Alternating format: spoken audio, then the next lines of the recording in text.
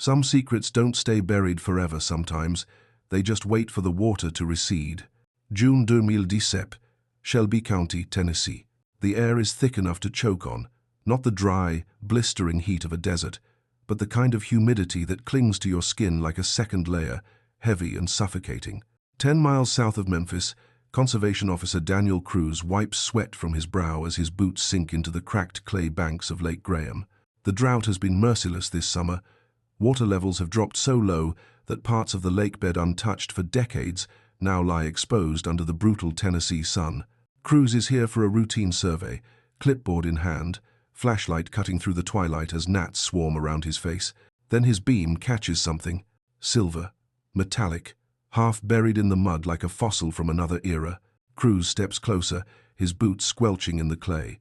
The object is large, angular, definitely man-made. His pulse quickens. He's seen enough to know this isn't debris. This is something else. He keys his radio. Base, I need a recovery unit and forensics to the east side of Lake Graham. His voice crackles through static, tight with urgency. What have you got, Cruz? The dispatcher asks. He pauses, staring at the glint of chrome barely visible beneath decades of sediment. I'm not sure yet, but whatever it is, it's been down here a long time. By dawn, the scene has transformed. Yellow tape cordons off a 100-yard perimeter. Curious locals gather behind the barriers, shielding their eyes from the rising sun as a heavy-duty winch groans to life. The cable goes taut, mud sucks and releases with a wet, reluctant sound, and then it emerges. A silver-blue Ford Mustang, 1967, maybe 68, the kind of car that once turned heads on Main Street. Now it's caked in clay, streaked with rust, windows opaque with grime. The crowd murmurs. Someone whispers a name, then another. The forensic team moves in, gloved hands carefully prying open the driver's side door. Water and silt pour out onto the cracked earth. Inside, slumped in the front seats, are two human skeletons, still buckled in. One of the techs leans in, then freezes. She reaches carefully into the passenger side and lifts something small, tarnished, delicate. A silver necklace. She wipes the mud away with her thumb, revealing an engraving. L.M. The crowd goes silent, because everyone in Shelby County over the age of 50 knows exactly what those initials mean. Laura Mercer, 17 years old when she vanished with her younger sister Megan one humid summer night in 1973. For 46 years, their disappearance has been Shelby County's unanswered obsession. Two vibrant girls left a small-town drive-in on the edge of Collierville with music blaring from the radio and were never seen again. 2 empty beds in a modest house off Cedar Grove Road, 2 bedroom doors their mother refused to close until the day she died. And now, pulled from the depths of Lake Graham, the answer everyone thought they'd never find. But here's the thing about answers, sometimes they only lead to darker questions. Before we go any further, I need you to do something. Hit that subscribe button and like this video. Your support doesn't just help this channel grow, it helps us bring forgotten stories like this back into the light. Because what happened at Lake Graham doesn't just close a missing persons case, it's the first domino. And when it falls, it will expose secrets this community has been burying since the Cold War. When authorities finally identify a suspect, it won't be some nameless drifter passing through town. It won't be a stranger. It will be a man who lived among them for decades, a respected Air Force veteran, a churchgoer, a neighbor, a man who attended memorials for the very girls he helped hide. The Mercer case isn't just about a mystery solved, it's about persistence, about detectives who refused to let a file gather dust, about forensic technology that gave voice to 2 souls silenced far too long. But it's also about something darker, a community divided. Back in 1973, when Laura and Megan vanished, rumors spread through small-town Tennessee like wildfire through dry brush. Someone, everyone whispered, knew more than they were saying. Neighbors stopped talking. Families drew their curtains tighter. Suspicion became a quiet crack beneath the surface of everyday life. And when the drought finally lowered the water and the truth surfaced, that crack split wide open. What makes this case especially haunting is that the answer had always been in plain sight. The prime suspect was questioned once during the original investigation, then slipped through the cracks of an overwhelmed, under-resourced, small-town police force. For 46 years, he lived as a model citizen, ran a successful business, served on the Veterans Board, showed up to church picnics with potato salad and a smile, all while two girls lay at the bottom of a lake, waiting to be found. So where are you watching from today? Drop a comment below. I always want to know how far these stories reach and how they connect us across time and distance. Tonight, we're going back to the summer of 1973. We're going to trace a half-century investigation, step by agonizing step, and we're going to reveal the unimaginable twist that finally brought justice back to Lake Graham. This is a story of loss, of silence, of a mother who never stopped believing, and of a man who thought he could bury the truth forever. August 2010 Kun, Collierville, Tennessee. The air is alive with the sound of crickets and distant laughter. It's the kind of heat that doesn't break even after the sun goes down, the kind that clings to your clothes and makes the night feel smaller, closer. On the edge of town, the Collierville Drive-In Theater flickers to black as the final credits of American Graffiti roll across the outdoor screen. Folding chairs scrape against gravel, car doors slam. Engines rumble to life, headlights cutting through clouds of dust and cigarette smoke. Laura Mercer steps out of the concession stand, a light denim jacket draped over one arm. She's 17, blonde hair pulled high in a ponytail, wearing bell-bottoms and a smile that could light up a room. Her younger sister Megan follows close behind, 15, quieter, smaller, but so similar they're often mistaken for twins. Laura, wait up. Tom Ridley jogs across the gravel lot, his Letterman jacket slung over one shoulder. He's Laura's boyfriend, has been since sophomore year. Tall, easy smile, the kind of guy parents don't mind their daughters dating. See you tomorrow, he calls, slightly out of breath. Laura turns, grinning. Maybe, if you're lucky. Tom laughs. Come on, I'm always lucky. She rolls her eyes, but her smile doesn't fade. Good night, Tom. Night, Laura. Night, Megan. Megan waves shyly as the sisters head toward their car, a silver-blue 1967 Ford Mustang parked beneath a cottonwood tree. It's their father's car, technically, but he's been letting Laura drive it since she got her license.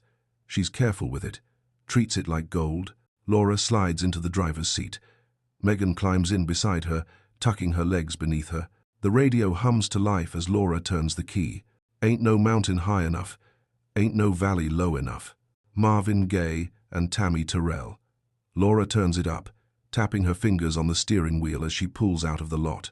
The Mustang's taillights glow red in the darkness, tracing a ribbon through the night as they head south on the narrow two-lane road toward home.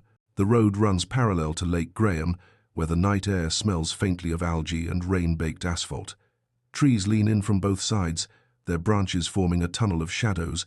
The only light comes from the Mustang's headlights, sweeping across cracked pavement and overgrown ditches. Megan leans her head against the window, watching fireflies blink in the tall grass. You think Tom's going to ask you to homecoming? She asks. Laura grins. He better. What if he doesn't? Then I'll ask him. Megan giggles. You wouldn't. Watch me. The music swells. The road curves gently to the left, following the contour of the lake. The Mustang's taillights disappear around the bend, and that's the last time anyone sees them. The next morning, dawn filters through the thin curtains of the Mercer home like weak tea. The house is small but tidy, a modest two-bedroom on Cedar Grove Road with a front porch that sags slightly in the middle and a yard full of wildflowers. Margaret Mercer planted years ago. Inside, the silence is wrong. Margaret stands in the hallway, staring at two closed bedroom doors. She's been awake since 5, moving through the house like a ghost, checking windows, listening for the sound of the Mustang pulling into the driveway.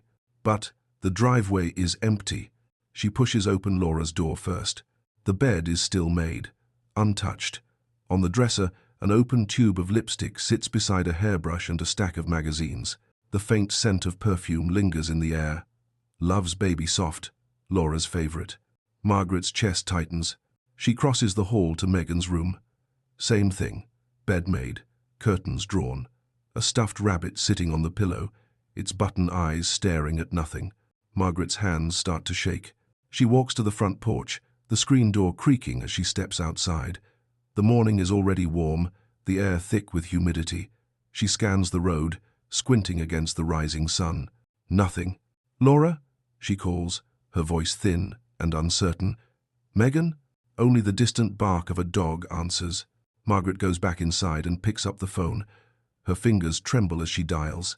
"Shelby County Sheriff's Office. My daughters didn't come home last night." There's a pause on the other end. "Ma'am, how old are your daughters?" 17 and 15. "And when did you last see them?" "Yesterday evening. They went to the drive-in. They should have been home by 11. It's past 7 now, and they're not here, and the car's not here. And..." Her voice cracks. "Ma'am, stay calm. We'll send someone out right away." Within the hour, a dusty police cruiser pulls up in front of the Mercer house. The door opens, and Officer Ray Donovan steps out, adjusting his badge as he surveys the scene. Ray is in his early 30s, broad-shouldered, with a face that's seen too much sun and not enough sleep. His uniform shirt is already rumpled despite the early hour, and there's a coffee stain on his collar he hasn't noticed yet. He scans the front yard. Faint tire tracks in the dirt, a rusted swing set, a garden hose coiled neatly by the porch steps. Everything looks normal, except for the absence. Margaret meets him at the door, clutching a framed photo of her daughters. Her eyes are red-rimmed, her hands trembling. "Mrs. Mercer?" Ray's voice is gentle but firm. "I'm Officer Donovan. Tell me what happened." She does. Haltingly at first, then faster, the words tumbling out in a rush. The drive-in, Tom Ridley, the Mustang, the empty beds. Ray listens, taking notes in a small spiral notebook. When she finishes, he looks up. "Do Laura and Megan have any reason to run away? Any trouble at home? Boyfriends? Arguments?" Margaret shakes her head fiercely. "No, nothing like that. They're good girls. They wouldn't." Ray nods. He believes her. He's seen enough runaways to know the signs, and this doesn't fit. "We'll start searching this morning, Mrs. Mercer. Stay by the phone. If they come home or if anyone calls, you let us know immediately. Understood?" She nods, clutching the photo tighter. Ray walks back to his cruiser, but he doesn't get in right away. Instead, he stands there for a moment, staring down the road toward Lake Graham, the road where 2 girls vanished into the night. His gut tells him something's wrong, very wrong. By 8 a.m., the first search begins.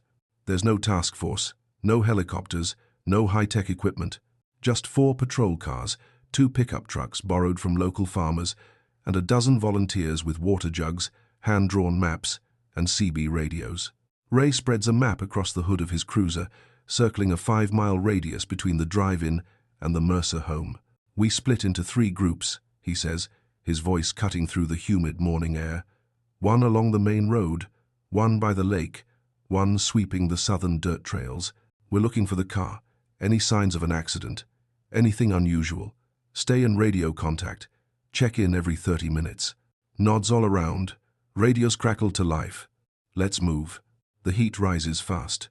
By 9, the ground shimmers, the air wavering like a mirage. Sweat stains uniforms. The smell of mud and cut grass mixes with exhaust as the search vehicles crawl along back roads, tires crunching over gravel. Ray drives slowly, eyes scanning the ditches on either side of the road. He's looking for skid marks, broken glass, disturbed vegetation, anything that might indicate a crash. No trace on the old bridge. A deputy radios in. "Copy that. Keep moving south along the lake bend, half a mile out," Ray replies. The radio crackles. "Roger." Ray wipes sweat from his forehead and keeps driving. Near noon, just as the group is preparing to head back for fuel and water, a young officer's voice cuts through the static. "Sir, I've got something here." Ray's pulse quickens. "What is it?" "Tire tracks. Fresh ones." "Where?" "East side of the lake, near the bend." Ray's already turning his cruiser around.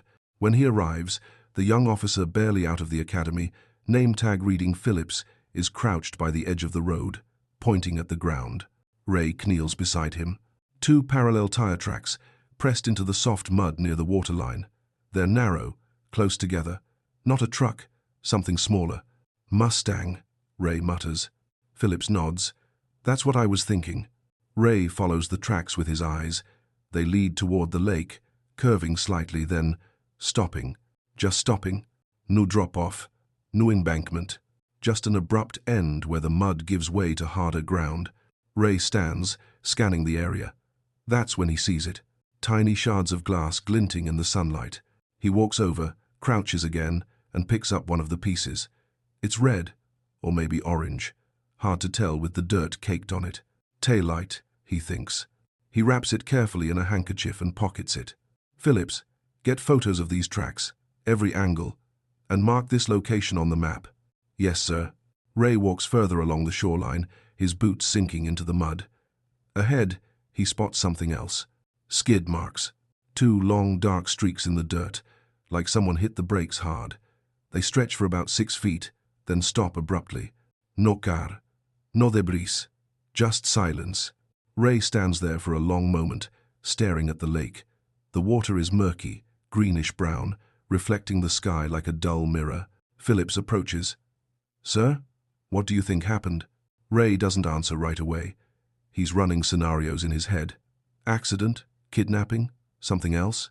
Finally, he speaks. If this was an accident, we'd see the car, or at least more debris.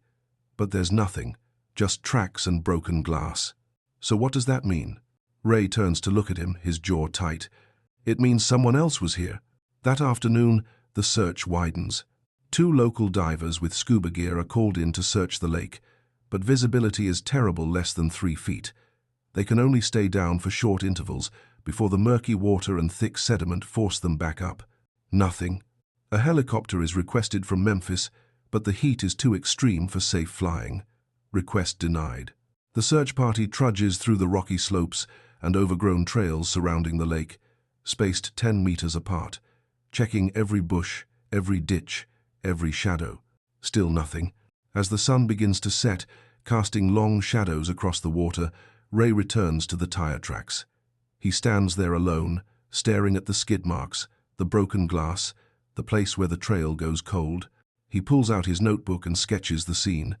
Tire tracks, glass, skid marks, wind direction, distance from the road. At the bottom of the page, he pauses. Then, slowly, he writes, "Not an accident. Someone else was here." He underlines it twice.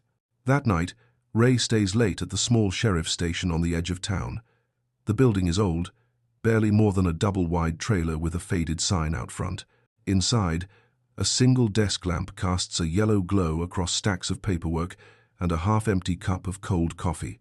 Ray sits hunched over his notes, rereading everything, trying to find the thread that will pull it all together. 2 girls, 1 car, a dark road, tire tracks, broken glass, skid marks, and then nothing. He leans back in his chair, rubbing his eyes. Someone was there. Someone saw them. Someone did something. But who? The first name that comes to mind is Tom Ridley. The boyfriend. Always the boyfriend. Ray makes a note to bring him in first thing in the morning, but even as he writes it, something nags at him. Tom seemed genuinely distraught when Ray spoke to him earlier. Pale, shaking, eyes red from crying. Still, you never know. Ray closes his notebook and stands, stretching his back. Outside, the night is thick and humid, the air buzzing with cicadas. He locks the station door and walks to his cruiser. But before he gets in, he pauses and looks south toward Lake Graham. Somewhere out there, 2 girls are missing, and someone knows why. The next morning, Tom Ridley sits across from Ray in a cramped interrogation room. The kid looks like he hasn't slept. His eyes are bloodshot, his hands fidgeting with the edge of his shirt. "Tom, I need you to walk me through last night one more time," Ray says, his tone calm but firm. Tom nods, swallowing hard. "We were at the drive-in. Me, Laura, Megan, a couple other friends. The movie ended around 10:30. Laura said they needed to get home. I walked them to the car, said goodnight, and that was it." "Did Laura seem upset, worried? Anything unusual?" "No, she was happy, laughing. We were talking about homecoming, and after they left, I went home. My parents were still up. We watched the news together, then I went to bed." Ray makes a note. "What time did you get home? Maybe 11, 11:15? And your parents can confirm that?" "Yes, sir." Ray studies him for a long moment. The kid's story hasn't changed. His alibi checks out, and his grief seems genuine. Still, "Tom, Did Laura ever mention anyone bothering her, following her?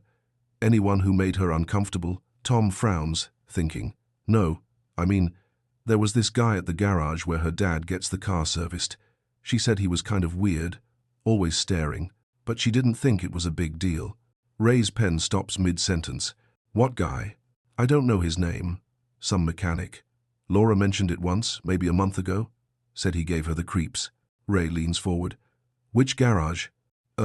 Webb's Auto. Off Route 51. Ray writes it down, underlining it. Anything else? Tom shakes his head. No, that's all I can think of. Ray stands. All right, you're free to go, but stay available.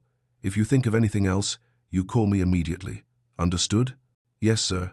Tom leaves, and Ray sits back down, staring at his notes. Webb's Auto. He's heard the name before. Small operation. One-man shop, mostly. Run by a guy named Marcus Webb.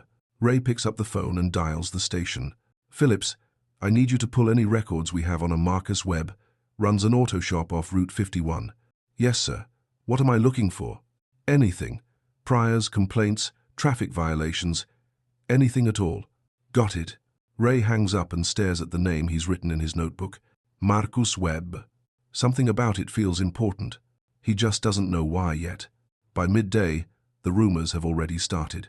In a town as small as Collierville, news travels fast. And when two teenage girls vanish without a trace, people talk. At the diner on Main Street, voices drop to whispers over coffee and pie. I heard they found the car in the lake. No, that's not true. They're still looking. I heard it was that Ridley boy. You know how those football players are. Tom? No way. He's a good kid. Well, someone knows something. At the grocery store, at the post office, at the gas station, everywhere, the same conversations, the same suspicions. Margaret Mercer sits by the phone, waiting, praying. Her hands never stop shaking. And somewhere, in a small auto shop off Route 51, Marcus Webb wipes grease from his hands and glances at the police cruiser pulling into his driveway. He takes a slow breath. Then he walks outside to meet Officer Ray Donovan. Ray steps out of his cruiser, adjusting his hat as he surveys the property. Webb's Auto is a modest operation, a single garage bay, a small office, and a gravel lot scattered with old cars in various states of disrepair. A faded sign hangs above the entrance, the paint peeling. Marcus Webb stands in the doorway, wiping his hands on a rag. He's 28, lean and wiry, with short-cropped hair and a calm, unreadable expression. He's wearing grease-stained coveralls and work boots. Afternoon, officer, Webb says, his voice even. Something I can help you with? Ray approaches, his hand resting casually on his belt. Marcus Webb? That's me. I'm Officer Donovan. I'm investigating the disappearance of Laura and Megan Mercer. I understand their family brought their car here for service. Webb nods slowly. Yeah, a few weeks back. Alternator issue. Fixed it up. No problem. Did you interact with the girls at all? Laura came by to pick it up. We talked for a minute. That's about it. What'd you talk about? Webb shrugs. Nothing much. The car, the weather, small talk. Ray watches him carefully. Webb's demeanor is calm, almost too calm. Where were you 2 nights ago, between 10 and midnight? Webb doesn't hesitate. Home, alone. Anyone who can confirm that? No, I live by myself. Ray makes a note. You own a truck, Mr. Webb? Yeah, dark blue Ford. Why? Mind if I take a look at it? Webb gestures toward the side of the building. Be my guest. Ray walks over. The truck is parked in the shade, clean and well-maintained.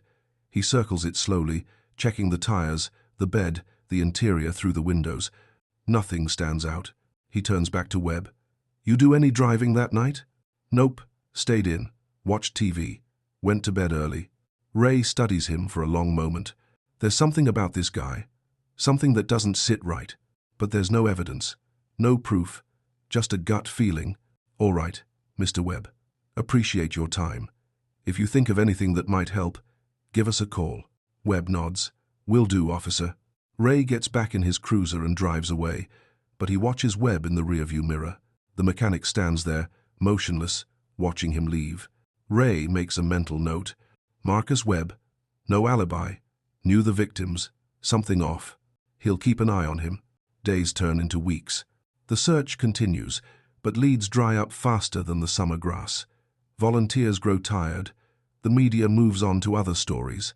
The case begins to go cold. Margaret Mercer refuses to give up.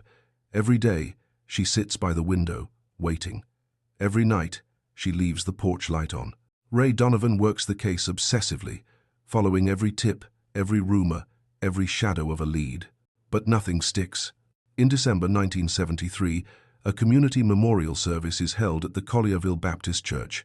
Hundreds attend, candles are lit, prayers are said, and in the back row, standing quietly with his hands folded, is Marcus Webb. Ray sees him there. Their eyes meet for just a moment, then Webb looks away. By 1974, the case is officially classified as cold. The file is placed in a cabinet in the back of the sheriff's office, alongside dozens of others. But Ray Donovan never forgets. For the next 11 years, until his retirement in 1985, he pulls that file out every few months, rereads the notes, stares at the name he underlined so many times. Marcus Webb. He knows. He just can't prove it. And that knowledge will haunt him for the rest of his life. So, here's the question I want you to think about. How does someone live with a secret like that for 46 years? How do you look people in the eye, knowing what you've done? How do you attend memorials, shake hands, smile at neighbors, all while two girls lie at the bottom of a lake, waiting to be found? And more importantly, what does it take to finally bring someone like that to justice? Drop your thoughts in the comments. And if you want to see how this story ends, how a drought, a determined detective, and modern forensic science finally gave Laura and Megan Mercer their voice, make sure you're subscribed. Because in Act 2, the case comes roaring back to life. And the truth? It's darker than anyone imagined. I'll see you there. The truth doesn't die, it just waits for the right moment to surface. And sometimes, that moment takes 46 years. We left off in 1974, with a case gone cold and a detective haunted by a name he couldn't prove guilty. Ray Donovan knew someone was responsible. He felt it in his bones. But knowing and proving are two very different things. And in a small town like Collierville, Tennessee, suspicion without evidence is just another form of poison. So let me ask you something. What happens to a community when a mystery like this goes unsolved? When two girls vanish and no one is held accountable? When neighbors start looking at each other differently, wondering who among them might be hiding something? The answer is simple. It fractures. And those fractures? They don't heal. They just get buried deeper. 3 days after the memorial service, an anonymous tip comes in. Ray is at his desk, nursing lukewarm coffee and staring at crime scene photos for the 100th time when the phone rings. Shelby County Sheriff's Office. The voice on the other end is elderly, female, shaking slightly. I saw something. The night those girls went missing. Ray sits up straighter, grabbing a pen. Ma'am, what's your name? I'd rather not say. That's fine. What did you see? A long pause. Ray can hear her breathing, can almost feel her fear through the line. I was driving home from my sister's place. Late, maybe 11:30. I took the lake road. Ray's pulse quickens. Go on. There was a truck, parked off to the side, near the bend. Dark color. Ford, I think. Or maybe Chevy. I'm not good with cars. Was anyone in it? I saw someone standing outside. A man. He was just standing there, looking at the lake. Can you describe him? It was too dark. I couldn't see his face, but he was tall, broad shoulders, wearing work clothes, I think. Ray writes quickly. Did you see anything else? Another vehicle? The Mustang? No, just the truck. I didn't think much of it at the time. People fish at night sometimes. But then I heard about the girls and I couldn't stop thinking about it. Why didn't you call sooner? Another pause. Longer this time. Because I'm scared. If someone did something to those girls, what's to stop them from coming after me? Ray's jaw tightens. Mom, you did the right thing calling. We'll keep your information confidential. But I need you to think carefully. Is there anything else you remember? Anything at all? No, I'm sorry. That's all I saw. All right, thank you. If you think of anything else. The line goes dead. Ray stares at the phone for a moment, then looks down at his notes. Dark truck, Ford or Chevy. Male, tall, broad shoulders, work clothes. He picks up the phone again and dials Phillips. I need a list of every dark-colored Ford or Chevy truck registered in Shelby County. Start with Collierville and work outward. That's going to be a long list, sir. I know. Get started. 2 days later, Ray has a list of 47 names. 47 men in the area who own dark trucks matching the general description. It's overwhelming, but it's something. He starts making calls, setting up interviews. Most are cooperative. Some are annoyed. A few are outright hostile. You think I had something to do with those girls? You got some nerve, Donovan. But Ray doesn't care. He's methodical, patient. He checks alibis, cross-references timelines, looks for inconsistencies, and then, on the afternoon of the 6th interview, he pulls into the gravel lot of Webb's auto. Marcus Webb is under the hood of a Buick, wrench in hand, when Ray steps out of his cruiser. Webb straightens, wiping his hands on a rag.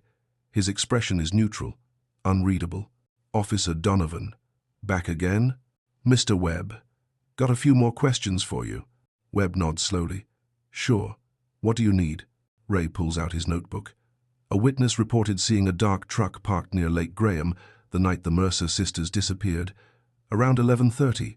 You told me you were home that night. That's right. You own a dark blue Ford truck. I do.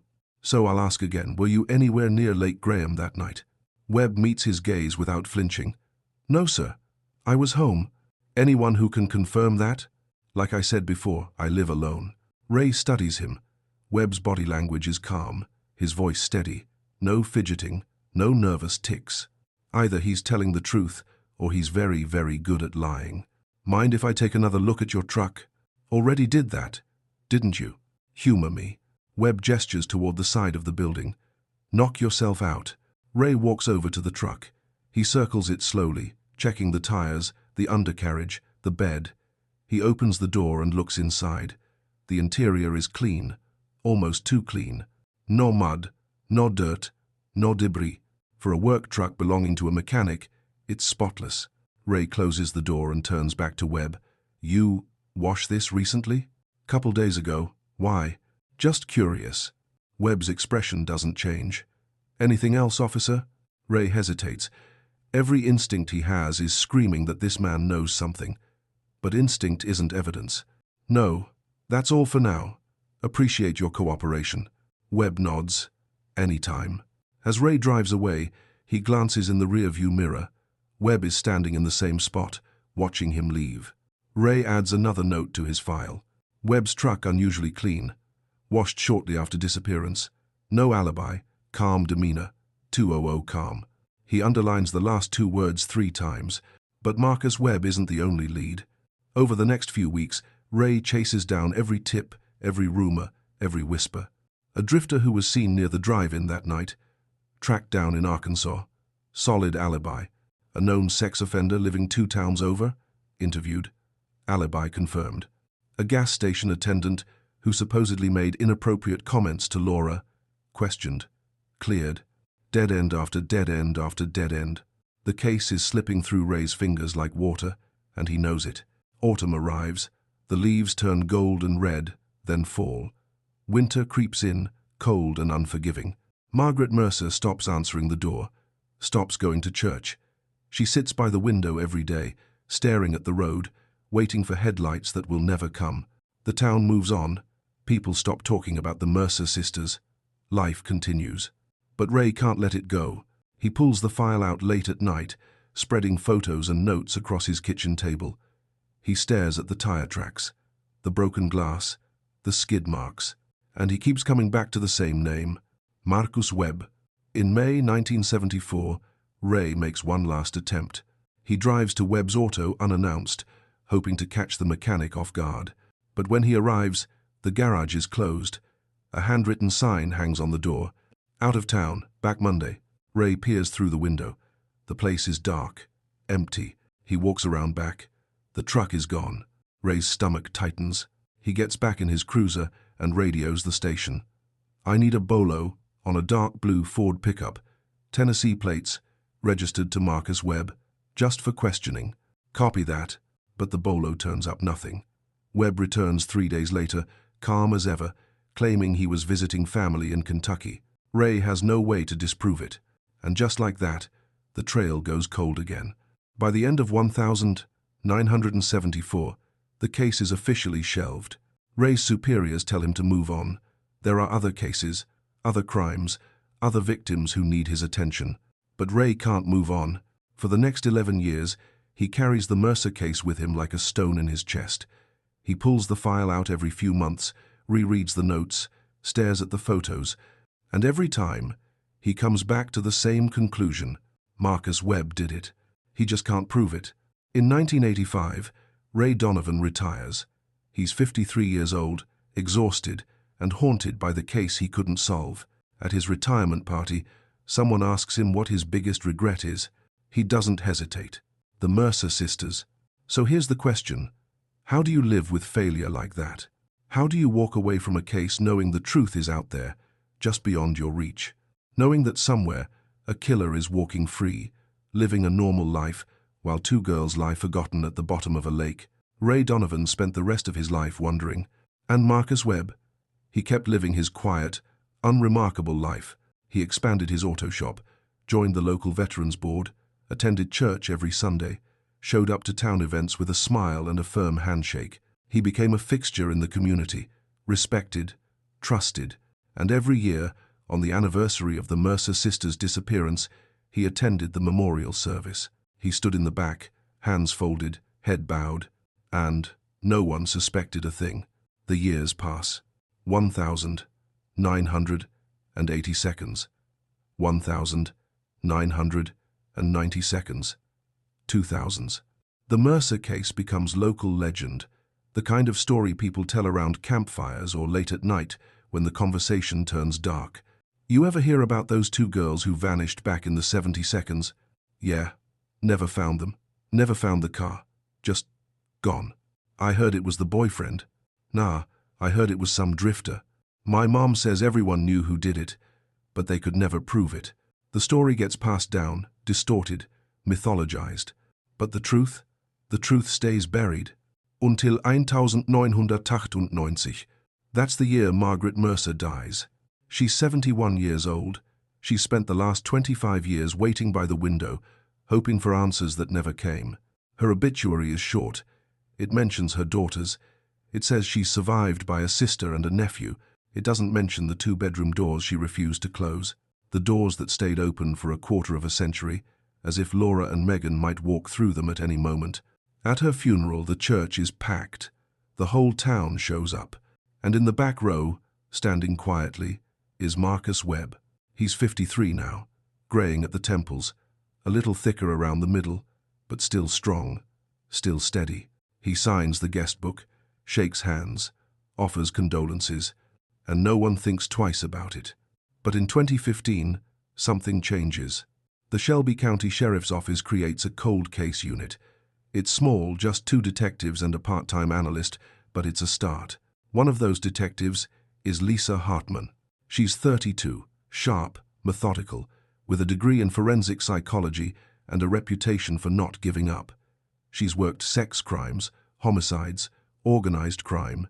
She's seen the worst humanity has to offer. And she's damn good at her job.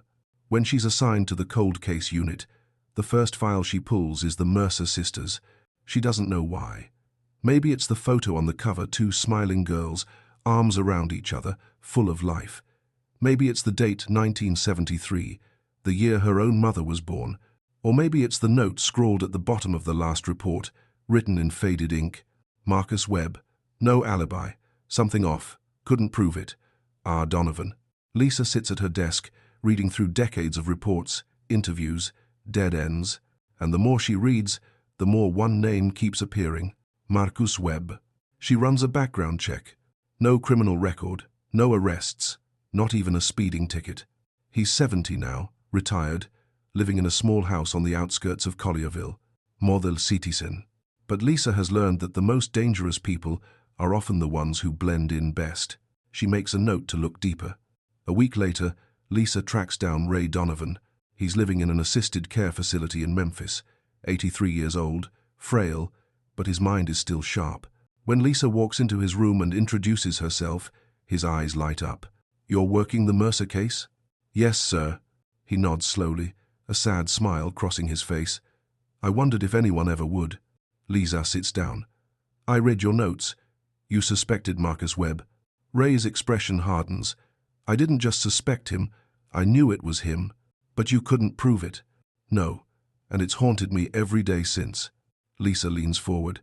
Tell me why. What made you so sure? Ray takes a breath, his hands trembling slightly. It was the way he looked at me. Calm, too calm, like he knew I couldn't touch him, and his truck, it was spotless. Who washes their work truck right after 2 girls go missing? And his alibi was convenient. Too convenient. Did you ever get his DNA? Ray shakes his head. Wasn't standard procedure back then. We didn't even think about it. Lisa makes a note. What would you do if you could start over? Ray doesn't hesitate. Get his DNA. Compare it to anything we found at the scene. That glass, the tire tracks, anything. Lisa nods. What if I told you I might be able to do that? Ray's eyes widen. You serious? Modern forensic technology has come a long way, Mr. Donovan. If there's any biological evidence left from 1973, we might be able to extract DNA. For the first time in decades, hope flickers across Ray's face. Then do it. Please. Those girls deserve justice. Lisa stands. I'll do everything I can. As she leaves, Ray calls after her. Detective. She turns. Don't let him get away with it. Not again. I won't. Lisa returns to the evidence locker. The Mercer case evidence is stored in a cardboard box, dusty and forgotten. She signs it out and brings it back to the lab. Inside, crime scene photos, reports, a few personal items recovered from the Mercer home, and a small plastic bag containing shards of broken glass. The same glass Ray Donovan collected in 1973. Lisa hands it to the forensic tech. I need this tested for biological material. Blood, skin cells, anything. The tech examines it. This is over 40 years old. It's degraded. I can't promise anything. Just try. 2 weeks later, the results come back. Blood traces detected. Degraded, but present. DNA extraction possible. Lisa's heart races as she reads the report. They have DNA. The question is whose? But here's the problem. DNA is only useful if you have something to compare it to. And Marcus Webb has never been arrested, never been fingerprinted, never provided a DNA sample. Lisa needs probable cause to get a warrant for his DNA. And right now, she doesn't have it. So she does what any good detective does. She starts digging. Lisa spends the next 3 months building a case. She re-interviews everyone who was questioned in 1973. Most are elderly now. Some have died, but a few remember. One woman, the anonymous caller from 1974, finally agrees to go on record. She's 86 now, living in a nursing home, but her memory is clear. I saw that truck. I saw that man. And I've regretted not speaking up ever since. Lisa shows her a photo lineup. 6 men, all similar age, build, appearance. The woman's finger hovers over the photos, then lands on one. Marcus Webb. That's him. I'm sure of it. Lisa's pulse quickens. You're willing to testify to that? If it helps those girls, yes. Another piece of the puzzle. Lisa keeps digging. She discovers that Marcus Webb did work on the Mercer family car in July 1973, just 3 weeks before the girls disappeared. He would have known the vehicle, known it well. She finds old service records showing Webb logged unusually long hours the week after the disappearance, working late, alone. Doing what?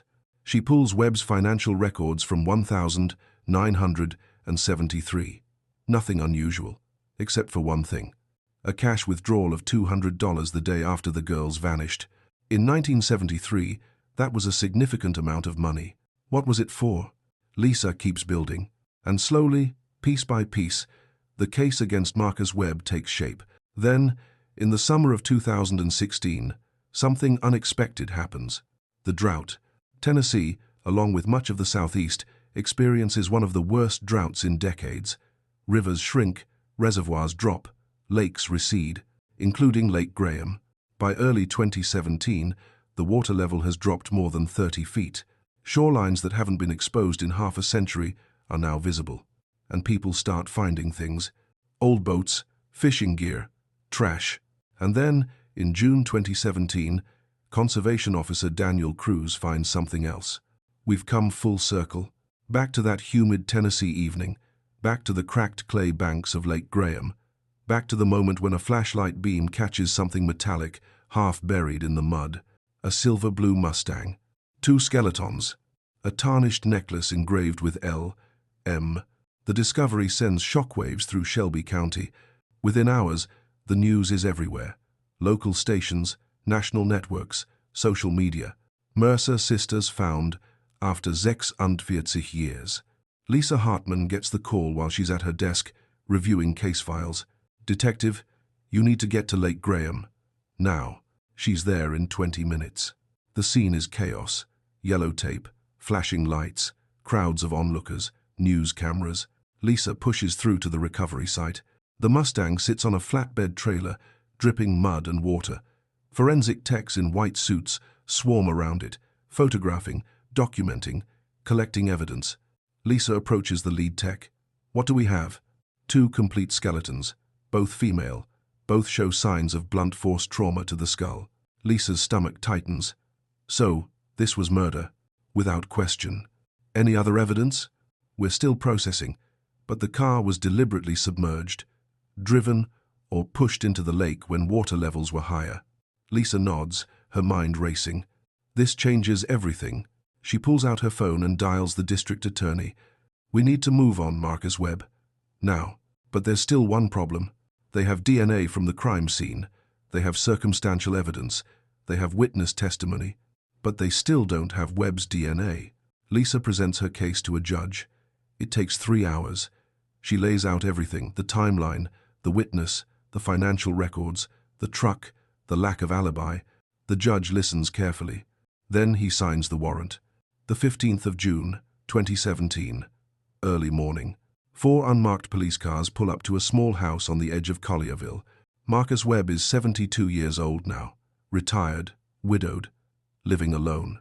He's in his kitchen, making coffee, when he hears the knock. He opens the door.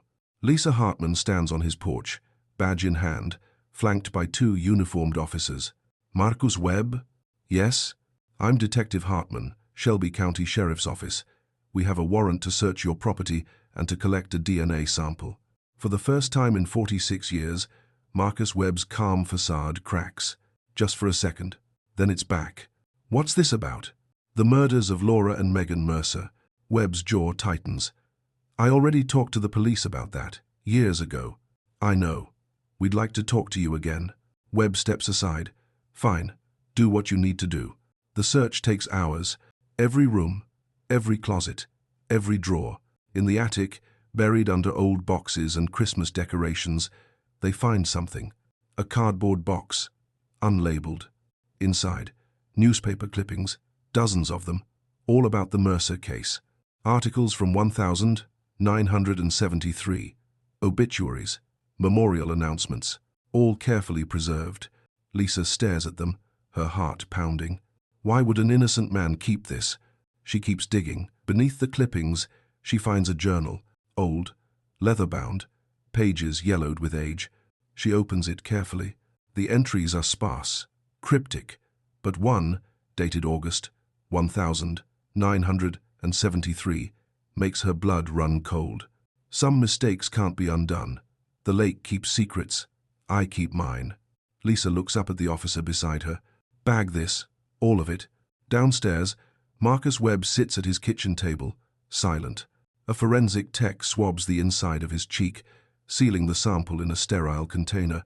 Lisa sits across from him. Mr. Webb, you're under arrest for the murders of Laura and Megan Mercer. Webb doesn't react, doesn't speak. Lisa continues. You have the right to remain silent. Anything you say can and will be used against you in a court of law. You have the right to an attorney. I know my rights, Webb interrupts quietly. Then you understand the situation you're in. Webb looks at her. His eyes are cold, empty. I want a lawyer. That's your right. 2 officers step forward, pulling Webb to his feet. They cuff his hands behind his back. As they lead him out, neighbors gather on their lawns, staring in disbelief. Marcus Webb, the mechanic, the veteran, the churchgoer. A killer. 2 weeks later, the DNA results come back. 99.7% match. The blood on the glass fragments from 1973 belongs to Marcus Webb. Lisa sits in her office, staring at the report. After 46 years, they finally have him. She picks up the phone and calls the assisted living facility in Memphis. "I need to speak with Ray Donovan." A moment later, his voice comes through, frail but alert. "Detective? Mr. Donovan, we got him. DNA match. He's in custody." There's a long silence. Then, quietly, Ray Donovan begins to cry. "Thank you," he whispers. "Thank you. So, let me ask you this. What does justice look like after 46 years? Is it enough to finally arrest the man responsible, to prove what everyone suspected but couldn't prove? Or is justice something more? Something that can never truly be restored once it's been delayed for nearly half a century? 2 girls are dead. A mother died without answers. A detective carried the weight of failure for decades. And a killer lived free, walking among the people he betrayed for 46 years. Can that ever be made right? Drop your thoughts in the comments, because in Act 3, we're going to find out exactly what Marcus Webb has to say for himself. And trust me, the truth is darker than you think. Stay with me. Here's the equation that haunted Shelby County for 46 years. 2 girls plus 1 summer night plus a dark road equals silence. For nearly half a century, that equation had no solution, no answer, no closure. But now, with Marcus Webb sitting in a cell and his DNA linking him to the crime scene, the final variable is about to be revealed. The question is, will the truth be enough to balance the equation, or are some debts too old to ever be fully paid? Let's find out. June 2017, Shelby County Detention Center. Marcus Webb sits alone in an interrogation room, hands cuffed to the table. He's 72 years old, but he looks older now, the weight of 46 years finally showing on his face. The door opens. Lisa Hartman walks in, carrying a thick file folder. She sits across from him, placing the folder on the table between them. For a long moment, neither speaks. Then Lisa breaks the silence. "We found the car, Marcus. We found Laura and Megan." Webb's jaw tightens, but he says nothing. Lisa opens the folder, pulling out a photograph. The silver-blue Mustang, caked in mud, being winched from the lakebed. She slides it across the table. 46 years. That's how long they were down there. 46 years while their mother waited, while their friends grew old, while you lived your life. Webb stares at the photo, his expression unreadable. Lisa pulls out another document. The DNA report. "Your blood was on the glass at the scene. We have a witness who saw your truck that night. We have your journal. The one where you wrote, 'The lake keeps secrets. I keep mine.'" She leans forward. "It's over, Marcus. We have you. The only question now is whether you're going to tell the truth, or whether you're going to make their families sit through a trial and relive every horrific detail." Webb's eyes flicker, just for a moment. Then he looks up at her. "I want to talk to my lawyer." Lisa nods slowly. "That's your right. But before I leave, I want you to think about something." She pulls out one more photograph. Laura and Megan Mercer, smiling, arms around each other. Young, alive, full of promise. These girls had futures. Laura wanted to be a teacher. Megan wanted to be a nurse. They had families who loved them, friends who missed them, a mother who died without ever knowing what happened to them. She slides the photo across the table, right in front of Webb. "You took all of that away. And for what?" Webb stares at the photo. His hands tremble slightly, but he doesn't answer. Lisa stands. "Your lawyer will be here in an hour. Think about what you want to say." She walks to the door, then pauses. "Because this is your last chance to do the right thing." The door closes behind her, and Marcus Webb is left alone with the faces of the girls he killed. 3 hours later, something shifts. Webb's lawyer arrives, a public defender named Gerald Moss, mid-50s, tired eyes, carrying a worn briefcase. He sits with Webb for 90 minutes. When he emerges, he finds Lisa in the hallway. "My client wants to make a statement." Lisa's heart skips. He's confessing? He's willing to plead guilty in exchange for life without parole. No trial, no media circus. He'll tell you everything. Lisa studies him carefully. "Why now?" Moss shrugs. "You'll have to ask him." The interrogation room. Round 2. This time, a video camera is set up in the corner. A court reporter sits in the back, fingers poised over her stenography machine. Lisa sits across from Webb again, his lawyer beside him. Mr. Webb, you've agreed to provide a full statement regarding the deaths of Laura and Megan Mercer.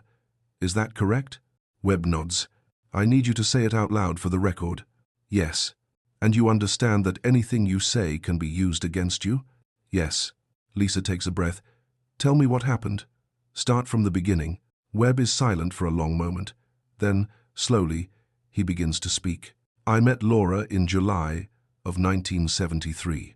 His voice is quiet, flat, emotionless. Her father brought their Mustang into my shop. Alternator was shot. I fixed it. Laura came to pick it up. He pauses. She was beautiful, polite. She thanked me, smiled, and I couldn't stop thinking about her. Lisa's stomach turns, but she keeps her expression neutral. Go on.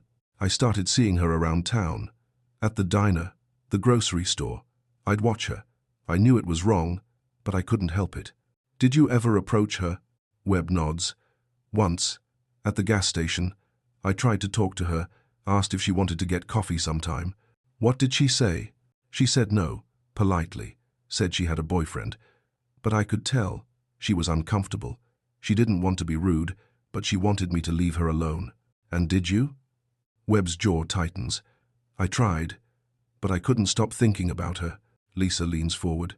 What happened the night of August 12th, 1973? Webb takes a shaky breath. I was at the drive-in. I didn't plan to be. I was just driving. And I saw her car, the Mustang. I parked at the back and watched. You followed them? Yes. Why? I don't know. I wanted to see where they were going. I told myself I'd just make sure they got home safe. But that's not what happened. I followed them down the lake road. Webb's voice is barely above a whisper now. They were driving slow, music playing. I stayed back, lights off. When they got to the bend near the lake, I pulled up beside them, flashed my lights, motioned for them to pull over. Did they? Laura slowed down. I think she thought something was wrong with the car. She pulled onto the shoulder. Lisa's hands clenched beneath the table. Then what? I got out, walked over to her window. She rolled it down, asked if everything was okay. Webb's voice cracks. I told her I just wanted to talk, that I'd been thinking about her, that I knew she said no, but I thought maybe if she just gave me a chance. What did she say?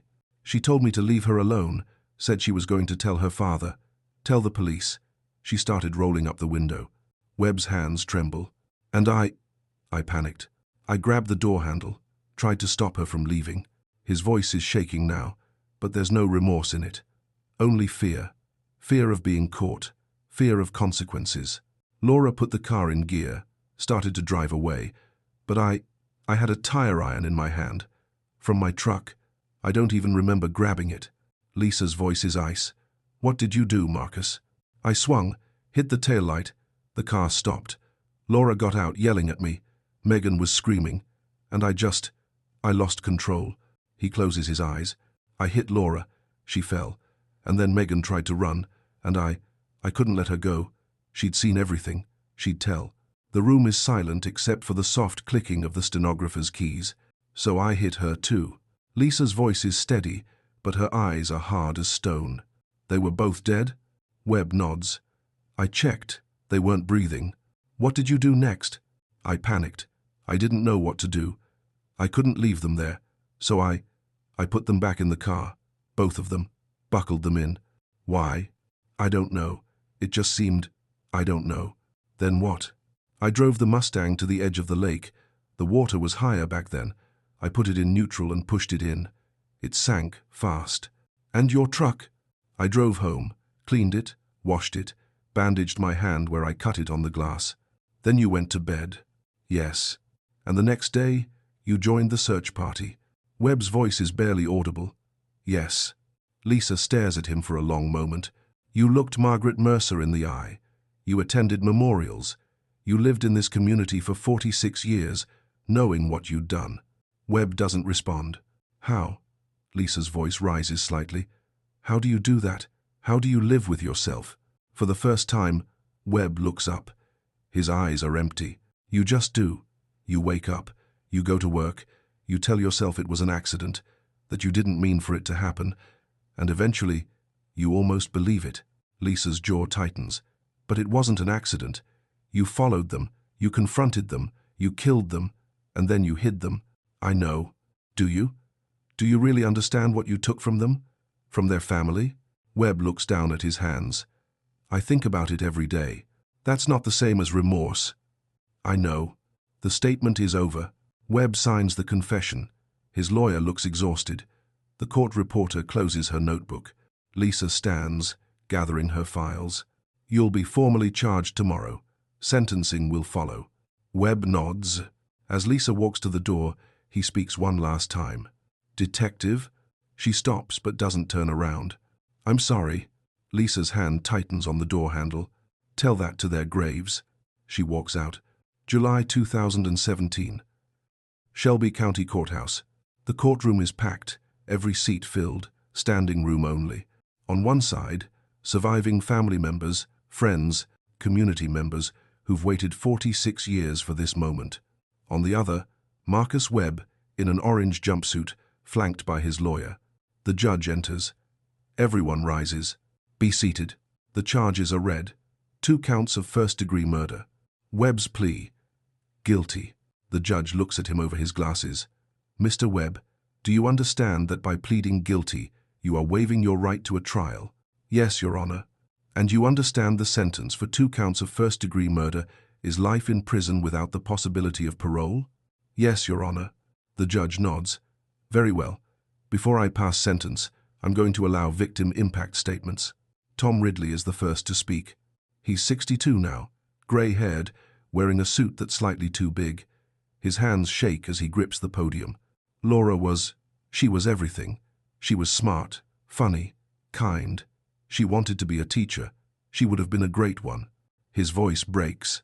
I've spent 46 years wondering what happened to her, wondering if I could have done something different, if I'd walked her to her car, if I'd followed them home. Maybe she'd still be here. He looks at Webb. You took her from me, from everyone who loved her, and you lived your life like nothing happened. You don't deserve forgiveness. You don't deserve peace. He steps down, wiping his eyes. Next is a cousin of Megan's. She's in her 50s, composed but visibly emotional. Megan was 15. She was just a kid. She loved animals. She wanted to be a veterinarian. She had her whole life ahead of her. She pauses. My aunt, their mother, she never recovered. She spent 25 years waiting for them to come home. She died without answers. And that's on you, Mr. Webb. You could have told the truth. You could have given her closure. But you didn't. You let her die in agony. Her voice hardens. I hope you spend every day of the rest of your life thinking about what you did. Finally, Lisa Hartman speaks, not as a victim, but as the detective who brought him to justice. Your Honor, this case represents one of the longest-running cold cases in Tennessee history. For 46 years, the Mercer family lived without answers. For 46 years, this community was fractured by suspicion and fear. She looks at Webb. Marcus Webb had every opportunity to do the right thing. He could have confessed in 1973. He could have confessed in 1985 when Detective Donovan retired, haunted by this case. He could have confessed when Margaret Mercer died. But he didn't. He chose silence. He chose self-preservation. She turns back to the judge. Justice delayed is not justice denied. Today, Laura and Megan Mercer finally have their voice. The judge speaks. Mr. Webb, I've presided over many cases in my career, but few have affected me like this one. He looks at Webb with barely concealed disgust. You didn't just take 2 lives. You stole futures. You destroyed a family. You poisoned a community. And you did it all while hiding behind a mask of respectability. He picks up his gavel. For the murders of Laura Mercer and Megan Mercer, I sentence you to 2 consecutive life terms without the possibility of parole. You will spend the rest of your natural life in prison. The gavel falls. The courtroom erupts in quiet sobs and murmured relief. Marcus Webb is led away in handcuffs. He doesn't look back. August 2317, Collierville Cemetery. A new headstone stands on a hillside overlooking Lake Graham. Laura Mercer, 1000 1,956, 1,973. Megan Mercer, 1,958, 1,973. Forever young, never forgotten, finally home. Fresh flowers cover the grave, dozens of bouquets from people who never knew them but were moved by their story. Lisa Hartman stands there alone, hands in her pockets, staring at the headstone. Behind her, footsteps approach. She turns. It's Ray Donovan. He's 84 now, moving slowly with a cane, but his eyes are clear. Detective Hartman. Mr. Donovan, I didn't know you were coming. Wouldn't miss it. They stand together in silence for a moment. Then Ray speaks, his voice thick with emotion. Thank you for finishing what I couldn't. Lisa shakes her head. You did finish it. You knew. You never gave up. You kept his name in that file. Without you, we never would have caught him. Ray's eyes glisten. I just wish it hadn't taken so long. Me too. They stand there as the sun sets over Lake Graham, casting long shadows across the graves. Finally, Ray speaks again. Do you think they're at peace now? Lisa looks at the headstone. I hope so. So here's the final piece of the equation. 2 girls plus 1 summer night plus a dark road equals 46 years of silence. But silence plus persistence plus truth equals justice. It took nearly half a century. It took a drought. It took a detective who refused to let a file gather dust. It took forensic technology that didn't exist in 1973. But in the end, Laura and Megan Mercer got their voice back. Marcus Webb will spend the rest of his life behind bars, and Shelby County can finally begin to heal. But this story isn't just about Laura and Megan. It's about every cold case still sitting in a file cabinet somewhere, every family still waiting for answers, every detective who refuses to give up, because the truth doesn't have an expiration date, and justice, no matter how long it takes, is always worth fighting for. Now I want to hear from you. Do you think 46 years in prison is enough for someone who lived free for 46 years after committing murder? Or is justice something that can never truly be balanced once it's been delayed this long? Drop your thoughts in the comments. I read every single one, and I want to know what you think. And if this story moved you, if it made you think about the cold cases in your own community, the families still waiting, the detectives still searching, then do me a favor. Subscribe to this channel, because every week we bring stories like this back into the light. Stories that deserve to be told. Stories that remind us why we can never stop seeking the truth. Hit that like button if you want to see more deep dives into real cases that changed communities forever. Share this video with someone who loves true crime or someone who needs to be reminded that justice, no matter how delayed, is always possible. And most importantly, leave a comment. Tell me what case you want me to cover next. Tell me what you think about this story. Tell me where you're watching from. Because this channel isn't just about me telling stories. It's about all of us coming together to remember the victims, honor the investigators, and never let these cases fade into silence. Laura and Megan Mercer waited 46 years to be found. Let's make sure no one else has to wait that long. I'll see you in the next one. Stay curious, stay compassionate, and never stop seeking the truth.